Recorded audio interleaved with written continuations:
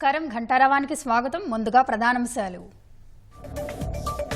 మరో గంటలో group 2 mains పరీక్షలు, కేంద్రాలకు చేరుకుంటున్న అభ్యర్థులు.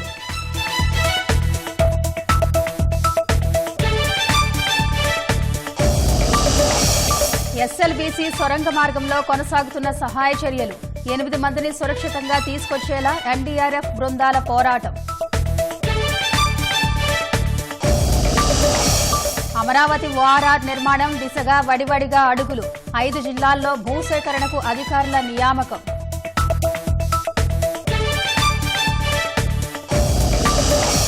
టెస్లాను ఏపీకి తెచ్చేలా ప్రభుత్వం ముమ్మర యత్నాలు, పొరుగు రాష్ట్రాల పోటీ తట్టుకునేలా ప్రణాళికలు.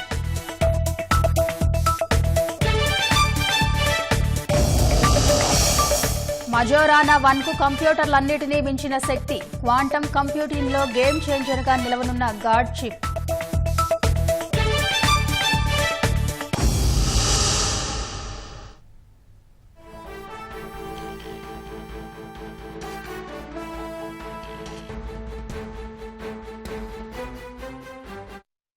శ్రీశైలం ఎడమగట్టు కాలువ సొరంగ మార్గం ప్రమాద ఘటనలో సహాయక చర్యలు ముమ్మరం చేశారు. ఎస్ఎల్బీసీ సొరంగ మార్గంలో చిక్కుకుపోయిన 8 మందిని కాపాడేందుకు ఎన్డీఆర్ఎఫ్, ఆర్మీ, సింగరేణి, రెస్క్యూ బృందాలు రంగంలోకి దిగాయి. మరిన్ని వివరాలు మా ప్రతినిధి స్వామి కిరణ్ ప్రత్యక్ష ప్రసారం ద్వారా అందిస్తారు.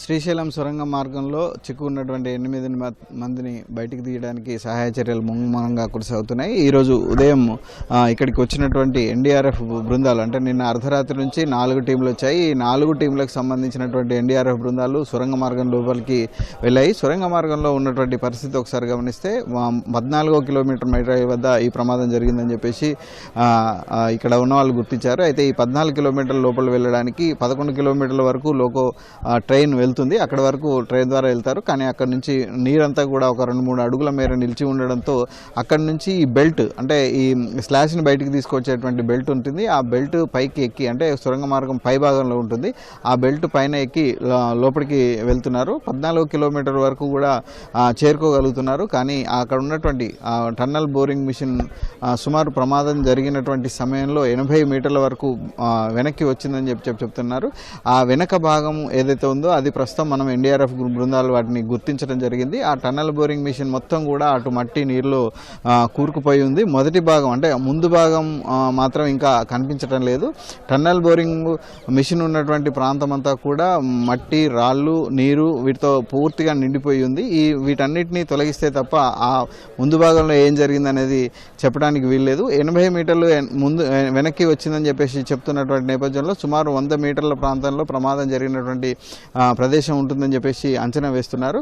అయితే ఇక్కడ ఏ విధంగా సహాయ చర్యలు చేపట్టాలి, లోపల ఉన్న వాళ్ళని ఎలా బయటికి తీసుకురావాలి అనే విషయంలో ప్రస్తుతం నాగర్ కర్నూలు జిల్లా కలెక్టర్ బాదావత్ సంతోష్ అన్ని రకాల టీంలతోటి ఇక్కడ సమీక్ష నిర్వహిస్తున్నారు. ఇక్కడికి 4 రకాల టీంలు వచ్చాయి. ఎస్డీఆర్ఎఫ్ వచ్చింది, ఎన్డీఆర్ఎఫ్ వచ్చింది, అలాగే ఇండియన్ ఆర్మీకి సంబంధించినటువంటి రెస్క్యూ టీమ్స్ వచ్చాయి. అలాగే సింగరేణి కాలనీస్కి సంబంధించినటువంటి రెస్క్యూ టీమ్స్ కూడా 24 మంది ఇక్కడికి చేరుకోవడం జరిగింది. వీళ్ళందరితోటి కూడా ప్రస్తుతం ఇప్పుడు జిల్లా కలెక్టర్ రివ్యూ సమావేశం నిర్వహిస్తున్నారు. ఈ రివ్యూ సమావేశం అనంతరం సహాయ చర్యలు ఏ విధంగా ముందుకు తీసుకెళ్లాలి అనే విషయాన్ని వాళ్ళు ఒక నిర్ణయానికి వచ్చేటువంటి అవకాశం మనకు కనిపిస్తుంది. అయితే ఈరోజు అంటే డీవాటరింగ్ ప్రక్రియ వేగంగా పూర్తి చేస్తున్నటువంటి నేపథ్యంలో వాటర్ లెవెల్ తగ్గుతుందని చెప్పేసి అధికారులు చెప్తున్నారు. ఒకవేళ వాటర్ లెవెల్ ఈ విధంగానే తగ్గుకుంటూ వస్తే మాత్రం అక్కడ కూరుకుపోయినటువంటి మట్టిని కూడా బయటికి తీసేటువంటి ప్రక్రియ కూడా వేగంగా కొనసాగుతుందని చెప్తున్నారు. ఒకవేళ కనుక ఇదే జరిగితే, అంటే మట్టి తీసినప్పుడు మళ్ళీ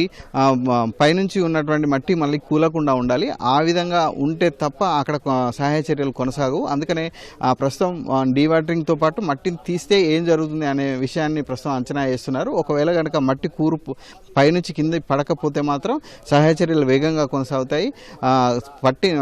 మట్టిని కింద పడకుండా వేసేటువంటి బ్లాక్లు కూడా, అక్కడ సెగ్మెంట్లు కూడా పూర్తిగా కుంగిపోయి కనిపిస్తున్నాయి. వాటిని కూడా తొలగించాల్సినటువంటి అవసరం ఉంది. టర్నింగ్ బోరింగ్ చుట్టూ ఉన్నటువంటి ఆ సెగ్మెంట్లను తిరిగి సెట్ చేసిన తర్వాత ముందుకు వెళ్ళేటువంటి అవకాశం ఉంది. సుమారు 100 మీటర్లు కనుక లోపలికి వెళ్ళగలిగితే వాళ్ళు ఏ విధంగా ఉన్నారు, సురక్షితంగా ఉన్నారా లేదా అనే విషయం బయటపడేటువంటి అవకాశం ఉంది. అయితే నిన్న రాత్రి అక్కడి వరకు వరకు టనల్ బోరింగ్ విషయం వరకు చేరుకున్నటువంటి వాళ్ళంతా కూడా వాళ్ళని పిలిచి అంటే అక్కడి నుంచి ఏదైనా రెస్పాన్స్ వస్తుందా అని అడిగి తెలుసుకునే ప్రయత్నం చేశారు. అక్కడ లోపల ఎవరైనా ఉన్నారా, రెస్పాన్స్ ఇవ్వండి అని చెప్పేసి పిలిచే ప్రయత్నం కూడా చేశారు. కానీ అక్కడి నుంచి ఎలాంటి రెస్పాన్స్ అయితే రాలేదని చెప్పేసి ఎన్డీఆర్ఎఫ్ బృందాలు చెప్తున్నాయి. అయినా ఒక హోప్తో ఉన్నారు, వాళ్ళని సురక్షితంగా బయటికి తీసుకొస్తామన్న హోప్తో ప్రస్తుతం అయితే చర్యలు కొనసాగుతున్నాయి. దీనిలో నిపుణులైనటువంటి వాళ్ళ అభిప్రాయాలు ప్రధానంగా తీసుకుంటున్నారు. ఎందుకంటే టన్నెల్ సొరంగ మార్గంలో సహాయక చర్యలు అంత సులువైనటువంటి పని కాదు. ఆక్సిజన్ ఉండాలి, తర్వాత కండ చర్యలు ఒకేసారి ఒకవేళ మరో చోట కూడా జరిగితే ఎట్లా స్పందించాలనేది కూడా ఒక ప్లాన్ ఉండాలి. ఈ ప్లాన్తో వాళ్ళంతా కూడా ముందుకెళ్తున్నారు. ప్రస్తుతం కలెక్టర్ సమావేశం అనంతరం మళ్ళీ బృందాలు రంగంలోకి దిగేటువంటి అవకాశం మనకు కనిపిస్తోంది. ఇది శ్రీశైలం సొరంగ మార్గంలో ప్రమాద ఘటనకు సంబంధించినటువంటి తాజా వివరాలు. Vote studio. మరో గంటలో గ్రూప్ 2 మెయిన్స్ జరగనున్నాయి. పరీక్ష రాసేందుకు అభ్యర్థులు కేంద్రాలకు చేరుకుంటున్నారు. కేంద్రాల వద్ద అన్ని ఏర్పాట్లు చేశారు. విజయవాడ నుంచి మరింత సమాచారం మా ప్రతినిధి వెంకటరమణ అందిస్తారు.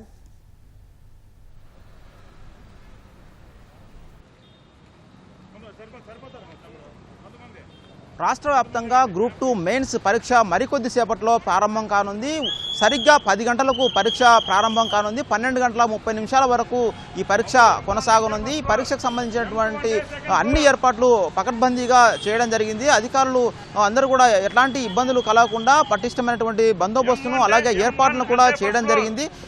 ప్రస్తుతం మనం చూస్తే విజయవాడలో ఉన్నటువంటి మేరీ స్టెల్లా కళాశాల వద్ద పరీక్షా కేంద్రం వద్ద ఉన్నటువంటి పరిస్థితిని మనం చూస్తున్నాం. ఇక్కడ ఒక్కొక్క సెంటర్కు కనీసం 500 మంది చొప్పున ఏపీఎస్సీ ఇక్కడ అలాట్ చేయడం జరిగింది. వీళ్ళందరూ కూడా హాల్ టికెట్లు డౌన్లోడ్ చేసుకొని తగిన ఆధారాలు తీసుకొని ప్రభుత్వం జారీ చేసినటువంటి గుర్తింపు కార్డును తీసుకొని పరీక్షా కేంద్రానికి వస్తున్నారు. 8:30 నుంచి ఈ పరీక్షా కేంద్రంలోకి అభ్యర్థులను పంపడం ప్రారంభమైంది. 9:30 వరకు పరీక్షా కేంద్రాల్లోకి అభ్యర్థులందరూ కూడా అలౌ చేస్తారు. గ్రేస్ పీరియడ్గా 15 నిమిషాలు నిర్ణయించారు. 9:45 వరకు ఈ అభ్యర్థులందరూ కూడా లోపలికి అలౌ చేస్తారు. ఆ తదుపరి గేట్లను క్లోజ్ చేయనున్నారు. పావు గంట ఉండగానే అంటే 9:45 గేట్లు క్లోజ్ చేసి ఆ తర్వాత వచ్చేటువంటి ఏ ఒక్కరిని కూడా లోపలికి అలౌ చేయకూడదని నిర్ణయించారు. ఎందుకంటే ఆ పావు గంట సమయంలో విద్యార్థులకు సంబంధించి అభ్యర్థులకు సంబంధించినటువంటి కొంత ప్రొసీజర్స్ ఉంటాయి. ఓఎంఆర్ షీట్ ఫిలప్ చేయడం కావచ్చు, అలాగే ఈ తనిఖీ తదితర సంబంధించినటువంటి అంశాలు ఉంటాయి. కాబట్టి ఖచ్చితంగా 9:45 లోపే అభ్యర్థులందరూ తప్పనిసరిగా పరీక్షా కేంద్రాలకు చేరుకోవాలని చెప్పేసి ఏపీఎస్సీ ఇప్పటికే ఆదేశాలు జారీ చేసింది. హాల్ టికెట్లను కూడా ఈ విషయాన్ని స్పష్టం చేసింది. ప్రస్తుతం మనం చూడవచ్చు, మొత్తం పరీక్షా కేంద్రం వద్ద చూస్తే కనుక వచ్చినటువంటి ప్రతి అభ్యర్థిని కూడా క్షుణ్ణంగా తనిఖీ చేసిన తర్వాతే లోపలికి అలౌ చేస్తున్న పరిస్థితి ఉంది. చూస్తే కనుక ఎలాంటి ఎలక్ట్రానిక్స్ వస్తువులను అలాగే కీప్యాడ్స్ కానీ, క్యాలిక్యులేటర్లు కానీ, వాచ్లు కానీ, ఆభరణాలు ధరించిన వారిని కానీ ఎవరిని కూడా లోపలికి అలౌ చేయడం లేదు. వాటన్నింటి కూడా బయట తీసివేసిన తర్వాత మాత్రమే కేవలం హాల్ టికెట్ అలాగే ఓఎంఆర్ షీటు మీద గుర్తించేందుకు గాను పెన్నును మాత్రమే అలౌ చేస్తున్న పరిస్థితి ఉంది. మొత్తంగా పటిష్టమైన బందోబస్తును ఏర్పాటు చేశారు. క్షుణ్ణంగా తనిఖీ చేయడం సహా పరీక్షా కేంద్రాల వద్ద నిఘాను ఏర్పాటు చేసి మొత్తం 144 సెక్షన్ను కూడా ఇక్కడ ఏర్పాటు చేశారు. ఎందుకంటే కొంతమంది అభ్యర్థులు కొంత ఆందోళన చేస్తున్న పరిస్థితి ఉంది. గడిచిన 3 రోజులుగా దీని నివారణ కోసం ఎలాంటి ఇబ్బందులు కలగకుండా శాంతియుతంగా ప్రశాంతంగా పరీక్ష నిర్వహించేందుకు గాను పోలీసులు అయితే పరీక్షా కేంద్రాల వద్ద పటిష్ట బందోబస్తును ఏర్పాటు చేశారు. మొత్తం 144 సెక్షన్ను అమలు చేస్తూ పరీక్షకు ఎలాంటి ఆటంకాలు జరగకుండా చూస్తున్నటువంటి పరిస్థితి ఉంది. మొత్తం 175 సెంటర్లను రాష్ట్ర వ్యాప్తంగా ఏర్పాటు చేశారు. మొత్తం అన్ని జిల్లా కేంద్రాలు అలాగే నగరాలు పట్టణాల కేంద్రాల్లో అభ్యర్థులకు ఈజీగా ఉండేలా ఎక్కువ దూరం లేకుండా ఉండేలా కేటాయించడం జరిగింది. మొత్తం 92,250 మంది అభ్యర్థులు ఈ మెయిన్స్ పరీక్షలకు హాజరు కానున్నారు. మొత్తం 905 పోస్టులను గ్రూప్ 2 పోస్టులను ఈ నోటిఫికేషన్ ద్వారా భర్తీ చేయనున్నారు. దీనికి సంబంధించి ఉదయం 10 గంటల నుంచి 12:30 వరకు జరిగేటువంటి పరీక్ష ఏపీ హిస్టరీ అలాగే భారత రాజ్యాంగానికి సంబంధించినటువంటి సబ్జెక్టులపై ఈ పరీక్ష జరగనుంది. అదేవిధంగా మధ్యాహ్నం కూడా 3 గంటల నుంచి 5:30 వరకు పేపర్ 2 అనేది జరగనుంది. దీనికి కూడా మొత్తం 2:45 వరకు మాత్రమే లోపలికి అలౌ చేస్తారు. ఆ తదుపరి పరీక్షకు ప్రారంభమయ్యేటువంటి పావు గంట ముందు ఎట్టి పరిస్థితులను అలౌ చేయరు. ఆలస్యంగా వచ్చిన వారు ఎలాంటి అంటే ఆందోళన చెందాల్సిన అవసరం లేకుండా ముందుగానే పరీక్షా కేంద్రాలకు రావాలని చెప్పేసి ఏపీఎస్సీ అధికారులు అయితే స్పష్టం చేస్తున్నారు. పరీక్షకు సంబంధించిన పరీక్షా కేంద్రాలను కూడా ప్రత్యేకించి వెబ్కాస్టింగ్ను కూడా ఏర్పాటు చేయడం జరిగింది. పరీక్ష సెంటర్ లోపల విద్యార్థులు రాస్తున్నటువంటి ఆ రూమ్లోనే సీసీ కెమెరాలు ఏర్పాటు చేసి వీటన్నిటి కూడా విజయవాడలో ఉన్నటువంటి ఏబీపీఎస్సీ ప్రధాన కార్యాలయానికి అనుసంధానించారు. ప్రతి సెంటర్లోనూ 175 సెంటర్లోనూ కూడా ప్రతి సెంటర్లో ఏ రూమ్లోనూ ఏం జరుగుతుంది అన్నటువంటి విషయాన్ని కూడా స్పష్టంగా తెలుసుకునేందుకు గాను అక్కడ కమాండ్ కంట్రోల్ నుంచి అక్కడ ఒక క్లిక్తో మొత్తం ఆ రూమ్లో జరుగుతున్న విషయాలను కూడా వీక్షించేలా అక్కడ ఉన్నతాధికారులు పర్యవేక్షించేలా ప్రత్యేకించి ఏర్పాట్లు చేశారు. అదేవిధంగా చెకింగ్ స్క్వాడ్లు ఏర్పాటు చేశారు. ఎలాంటి అవాంఛనీయ ఘటన జరగకుండా నిఘాను ఏర్పాటు చేసి ఎప్పటికప్పుడు అభ్యర్థులందరూ కూడా ప్రశాంతంగా పరీక్ష రాసేలా ఏర్పాట్లు చేయడం జరిగింది. అయితే మధ్యాహ్నం జరిగేటువంటి పరీక్ష కూడా అభ్యర్థులందరూ కూడా ముందుగానే చేరుకోవాలని చెప్పేసి అధికారులు అయితే సూచిస్తున్న పరిస్థితి ఉంది. సరిగ్గా 10 గంటలకు ఈ పరీక్ష అనేది ప్రారంభం అవబోతుంది.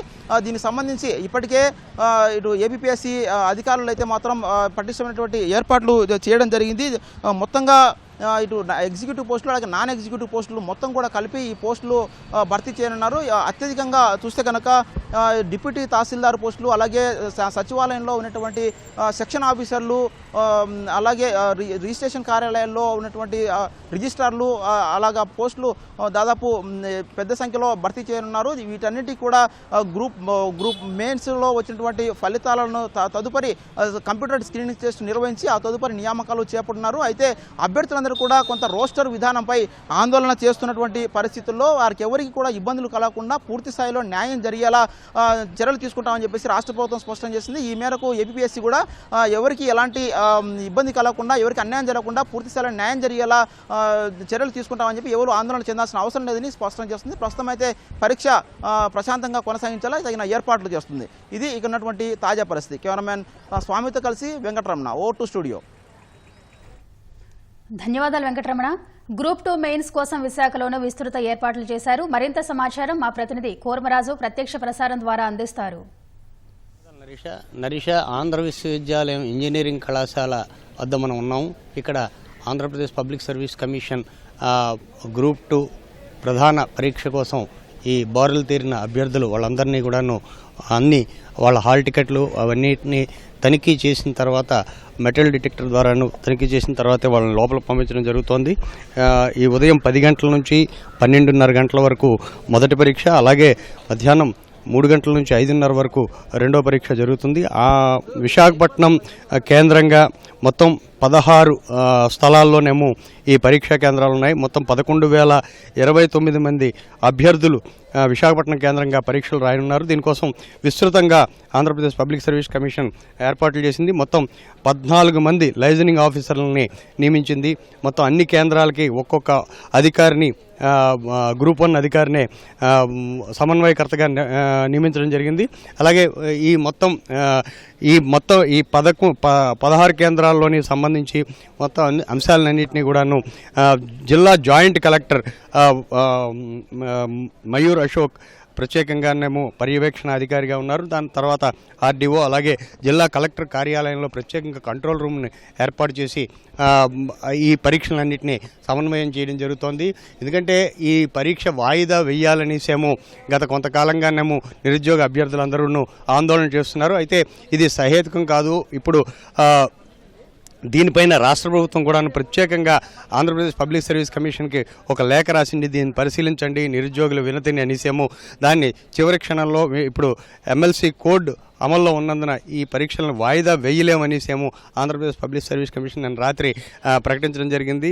దీనికి సంబంధించి ఆందోళనలు కూడానేమో రాత్రి విశాఖపట్నంలోని ఈ MVP డబుల్ రోడ్ దగ్గర ఈ గ్రూప్ 2 అభ్యర్థులు ఆందోళన చేశారు. అయితే వీరి ఆందోళనలు ఏవి కూడాను పరిగణనలోకి తీసుకోలేము. ఎందుకంటే ఈ దశలో పరీక్ష వాయిదా వేయలేము. అలాగే ఎమ్మెల్సీ ఎలక్షన్ కోడ్ అమల్లో ఉన్నందున ఇప్పుడు వాయిదా వేస్తే గ్రాడ్యుయేట్లకి ఒక రకంగానేమో గ్రాడ్యుయేట్లకి ప్రయోజనం చేకూర్చినట్టు అవుతుంది. ఇది ఎన్నికల కోడ్ వైలేషన్ కాబట్టి ఖచ్చితంగా దీన్ని నిర్వహించాల్సిందే అనేసి ఆంధ్రప్రదేశ్ పబ్లిక్ సర్వీస్ కమిషన్ స్పష్టం చేయడంతో ఇవాళ మొత్తం రాష్ట్ర వ్యాప్తంగా అన్ని కేంద్రాల్లోని ఈ గ్రూప్ 2 పరీక్ష జరుగుతోంది. మొత్తం 92,000లో మొత్తం రాష్ట్రంలోని 92,000 మందికి పైగానేమో పరీక్షలు రాస్తుంటే ఒక్క విశాఖపట్నంలోనే 11,000 పైచీలకు అభ్యర్థులు ఈ ప్రధానమైన పరీక్షలకు హాజరవుతున్నారు. జిల్లా యంత్రాంగం అలాగే ఆంధ్రప్రదేశ్ పబ్లిక్ సర్వీస్ కమిషన్ ఆదేశాల మేరకు జిల్లా యంత్రాంగం విస్తృతంగానేమో ఇక్కడ ఏర్పాట్లు చేయడం జరిగింది. ఖచ్చితంగా వాళ్ళకి తనిఖీలు చేసి మెటల్ డిటెక్టర్ ద్వారా తనిఖీలు చేసి ఎటువంటి ఎలక్ట్రానిక్ గాడ్జెట్స్ లేకుండా చూసి ఉన్నా సరే వాటన్నిటిని దూరంగా భద్రపరిచి తర్వాతే వాళ్ళందరినీ పరీక్షా కేంద్రాల్లోకి అనుమతించడం జరుగుతుంది. ఇప్పుడు మనం చూస్తున్నాం వాళ్ళని క్షుణ్ణంగా అటు మహిళా పోలీసులు ఇటు పురుషులకు సంబంధించి వాళ్ళు కూడాను ప్రత్యేకంగా తనిఖీలు నిర్వహించిన తర్వాతనే వాళ్ళని లోపలికి పంపించడం జరుగుతోంది. ఉదయం పరీక్ష 12:30 గంటలకు ముగుస్తుంది. అలాగే మధ్యాహ్నం మళ్ళీ 3 గంటలకు ప్రారంభమై సాయంత్రం 5:30 గంటల వరకు కూడాను ఈ పరీక్ష ఉంటుంది. ఇది మొత్తం చాలా ప్రతిష్టాత్మకంగా అంటే ప్రత్యేక పరిస్థితుల్లో ఈ గ్రూప్ 2 మెయిన్స్ చాలా కాలంగా వాయిదా పడుతూ వస్తున్నాయి. చివరికి సర్వీస్ కమిషన్ నిర్వహించడానికి ఈ ఏర్పాట్లు చేసింది. దీని తర్వాత వీళ్ళకి ఈ రిజల్ట్స్ను కూడా సాధ్యమైన తొందరలోనే ఈ సర్వీస్ కమిషన్ ఇవ్వాలనేసేమో భావిస్తోంది. అయితే ఇక్కడ ప్రధానంగా చెప్పుకోవాల్సింది ఏంటంటే అభ్యర్థులు గ్రూప్ 2 కోసం ఎప్పటి నుంచో సన్నద్ధం అవుతున్నారు. వీళ్ళు ఈ ప్రభుత్వ ఉద్యోగం సాధించాలి, దీనికి సంబంధించి పూర్తి స్థాయిలో వాళ్ళు ప్రిపేర్ అయ్యి ఉన్నప్పుడు వాళ్ళెవరిని నిరాశపరచలేమనేసేమో సర్వీస్ కమిషన్ స్పష్టంగా చెప్పింది. దాని ప్రకారమే ఇక్కడ పరీక్షకి ఈ బోర్లు తీరారు. వచ్చిన వాళ్ళందరినీ కూడాను అంటే ఈ నిర్ణీత సమయంలో 9:45 పరీక్షా కేంద్రంలోకి చేరిన వాళ్ళందరినీ కూడాను అనుమతిస్తామనేసేమో ఇప్పటికే సర్వీస్ కమిషన్ స్పష్టం చేసింది. కెమెరామెన్ శ్రీనివాస్తో Kurmaraju, ETV news, Visakhapatnam. Over to studio. అమెరికాకు చెందిన దిగ్గజ సంస్థ టెస్లా కార్ల తయారీ యూనిట్ను రాష్ట్రానికి తీసుకొచ్చేందుకు ప్రభుత్వం ప్రయత్నిస్తోంది. తక్కువ ధరకు ఎలక్ట్రిక్ వాహనాలను దేశీయ మార్కెట్లో అందుబాటులోకి తేవాలన్నది సంస్థ ఆలోచన. కార్ల తయారీ ప్లాంట్ ఏర్పాటు కోసం ఆ సంస్థ ప్రతినిధి బృందం ఉమ్మడి నెల్లూరు జిల్లాతో పాటు రాయలసీమ జిల్లాలోని భూములను పరిశీలించినట్టు తెలిసింది. ఇప్పటికే పలుమార్లు సంస్థ ప్రతినిధులతో ఏపీ ప్రభుత్వం చర్చలు జరపగా పొరుగు రాష్ట్రాల నుంచి తీవ్ర పోటీ ఎదురవుతోంది. అయితే ఇప్పటికే సేకరించిన భూములు ఉండటం రాష్ట్రానికి సానుకూల అంశం కానుంది. అమెరికాకు చెందిన దిగ్గజ సంస్థ టెస్లా కార్ల తయారీ యూనిట్ను రాష్ట్రానికి తీసుకొచ్చేందుకు ప్రభుత్వం ప్రయత్నిస్తోంది. తక్కువ ధరకు ఎలక్ట్రిక్ వాహనాలను దేశీయ మార్కెట్లో అందుబాటులోకి తేవాలన్నది సంస్థ ఆలోచన. కార్ల తయారీ ప్లాంటు ఏర్పాటు కోసం ఆ సంస్థ ప్రతినిధి బృందం ఉమ్మడి నెల్లూరు జిల్లాతో పాటు రాయలసీమ జిల్లాలోని భూములను పరిశీలించినట్లు తెలిసింది. టెస్లా సంస్థ రాష్ట్రంలో పెట్టుబడులు పెట్టాలన్న ప్రతిపాదనపై చర్చలు ప్రాథమిక స్థాయిలో ఉన్నాయని విశ్వసనీయ వర్గాలు తెలిపాయి. రాష్ట్రంలో యూనిట్ ఏర్పాటు చేస్తే ప్రభుత్వం ఇచ్చే ప్రోత్సాహకాలపై టెస్లా ప్రతినిధి బృందం కొన్ని ప్రతిపాదనలు అందించినట్లు తెలిసింది. వాటిపై ప్రభుత్వం నిర్ణయం తీసుకున్న తర్వాత కీలక సమావేశం జరగాల్సి ఉందని, ఆ తర్వాత ప్రాజెక్టు ఎక్కడ ఏర్పాటు చేయాలనే దానిపై సంస్థ నిర్ణయాన్ని అధికారికంగా ప్రకటించొచ్చని విశ్వసనీయ వర్గాలు తెలిపాయి. ఇందులో ప్రధాన నేత నిర్ణయమే కీలకం కానుంది. అమెరికా పర్యటనలో భాగంగా మంత్రి నారా లోకేష్ టెక్సాస్లోని టెస్లా సంస్థ ప్రతినిధులను కలిసి సంప్రదింపులు జరిపారు. రాష్ట్రంలో పెట్టుబడులు పెట్టాలని ఆహ్వానించారు. ఆంధ్రప్రదేశ్లో పెట్టుబడులు పెట్టే అంశాన్ని పరిశీలించాలంటూ ప్రభుత్వం కూడా పలుమార్లు టెస్లా సంస్థకు లేఖలు రాసింది. వర్చువల్ విధానంలో చర్చించింది. రాష్ట్రంలో కార్ల తయారీ యూనిట్ ఏర్పాటు చేస్తే ప్రభుత్వం ఇచ్చే ప్రోత్సాహకాలపై ప్రాథమికంగా చర్చలు జరిగినట్లు తెలిసింది. దిగుమతి చేసుకునే కార్లపై కేంద్రం సుమారు 110% సుంకాలు విధిస్తోంది. దీనివల్ల కారు ధర భారీగా పెరుగుతోంది. దేశంలో తయారీ యూనిట్ ఏర్పాటు ద్వారా సుంకాల భారాన్ని తగ్గించుకోవాలన్నది టెస్లా ఆలోచన. టెస్లా వస్తే పెట్టుబడులతో పాటు రాష్ట్రానికి అంతర్జాతీయంగా బ్రాండ్ ఇమేజ్ వస్తుంది. అందుకే వివిధ రాష్ట్రాలు పోటీ పడుతున్నాయి. మహారాష్ట్రలోని పూణేలో Tesla India Motors and energy private limited కార్యాలయాన్ని ఏర్పాటు చేసింది. ఆ సంస్థ కార్ల తయారీ యూనిట్ను ఇక్కడే ఏర్పాటు చేసేలా ఆ రాష్ట్ర ప్రభుత్వం తీవ్రంగా ప్రయత్నిస్తోంది. ఇక్కడ ఎన్డీఏ ప్రభుత్వమే అధికారంలో ఉంది. భాజపా పాలిత రాష్ట్రమైన గుజరాత్, ఇప్పటికే వివిధ ప్రముఖ కార్ల తయారీ యూనిట్లున్న తమిళనాడు కూడా టెస్లా పెట్టుబడుల ఆకర్షణ కోసం ప్రయత్నిస్తున్నాయి. పెట్టుబడులపై నిర్ణయం తీసుకున్న తర్వాత భూసేకరణ, పునరావాసం వంటి పనులు పూర్తి చేసి ప్రాజెక్టు ఏర్పాటు చేయాలంటే సమయం వృధా అవుతుందని, ఇప్పటికే సేకరించిన భూములుంటే మేలని టెస్లా భావిస్తోంది. ఇలా భూములు సిద్ధంగా ఉన్నందున రాష్ట్ర ప్రభుత్వం దాన్ని సానుకూల అంశంగా చేసుకుని ముందుకెళుతోంది. విశాఖ, చెన్నై పారిశ్రామిక కారిడార్లో భాగంగా నెల్లూరు, తిరుపతి జిల్లాల్లో పరిశ్రమల కోసం ఇప్పటికే సేకరించిన సుమారు 15,000 ఎకరాల్లో టెస్లాకు భూములను కేటాయించేలా ప్రభుత్వం ప్రతిపాదించినట్లు తెలిసింది. శ్రీసిటీ, దానికి చుట్టుపక్కల భూములు ఇచ్చేందుకు సంసిద్ధత తెలిపినట్లు సమాచారం. కృష్ణపట్నం పోర్టు, ప్రభుత్వం కొత్తగా అభివృద్ధి చేస్తున్న రామాయపట్నం, తమిళనాడులోని చెన్నై పోర్టులు ఈ భూములకు దగ్గరలో ఉన్నాయి. వాటి ద్వారా విడిభాగాల దిగుమతికి అవకాశం ఉంటుందని, దగదర్తి దగ్గర విమానాశ్రయాన్ని త్వరితగతిన పూర్తి చేస్తామంటూ రాష్ట్ర ప్రభుత్వం చెబుతున్నట్లు విశ్వసనీయ సమాచారం.